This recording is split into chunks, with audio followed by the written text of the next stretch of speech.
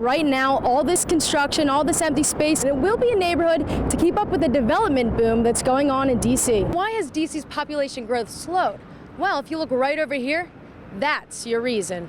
With the help of 15 people and over the course of 10 days, 3 tons of snow has been transformed into this igloo right here. With all this talk about performances, new theaters, and restaurants, where's it all taking place?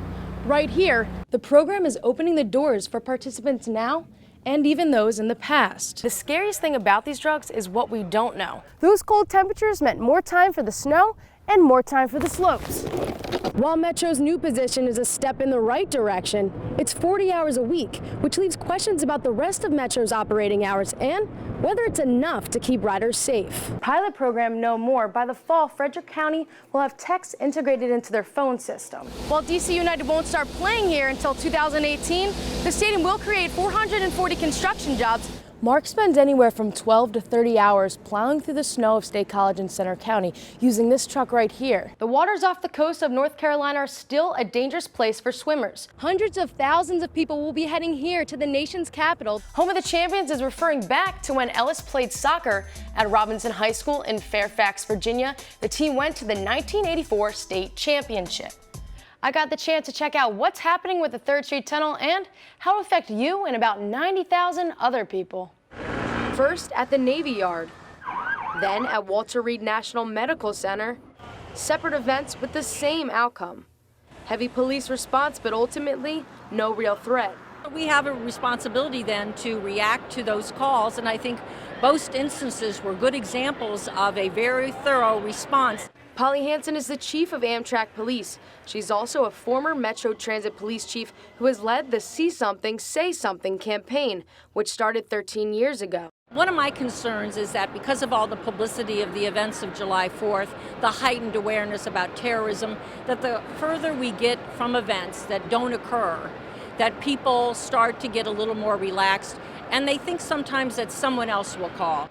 It's a balancing act between safety and overreaction, but Hansen says don't stop reporting. I think it's better to do it when nothing's happened, early on when it first occurs, so law enforcement can do what happened yesterday, and that's run that down.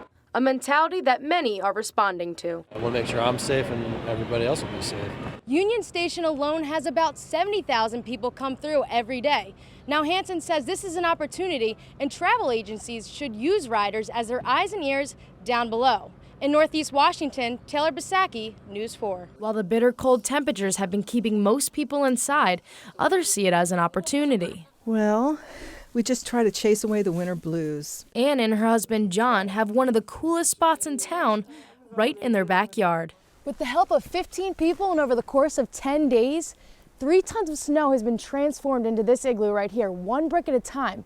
It's a messy, cold job, but in the end, it's worth it to warm the community. The couple throws igloo parties, happy hours, and has a bunch of frozen fun. We like to have hot cocoa for the kids. Of course, for our age set, we like to make use of the bar.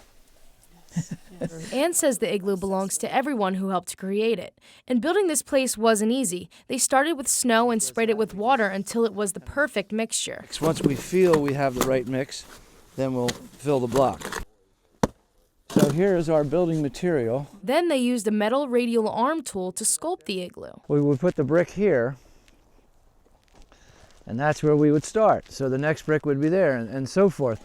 So then after we would get to a second course, we'd be here. The crew has constructed a total of 4 igloos since 2000, but this is their first one in 11 years thanks to this cold winter. You know, we enjoy them as much as we can while they're standing, and then when they go down, we're happy to see the spring, and we know we made it through one more year. Reporting in College Township, I'm Taylor Bisacky for the Center County Report. Developing right now. The Greek Prime Minister will soon be face-to-face with a room full of angry European leaders. Greece is under major pressure to bring credible proposals to the table now that the country defaulted on its debt. Many people around the country are celebrating today after the women's USA team defeated Japan 5-2 to become the 2015 Women's World Cup champs. 6 days after the catastrophic earthquake in Nepal, the effects are still being felt. More than 70 aftershocks have been recorded since the quake last Saturday, including a 6.9 tremor. A woman and a teenage boy were rescued yesterday from collapsed buildings.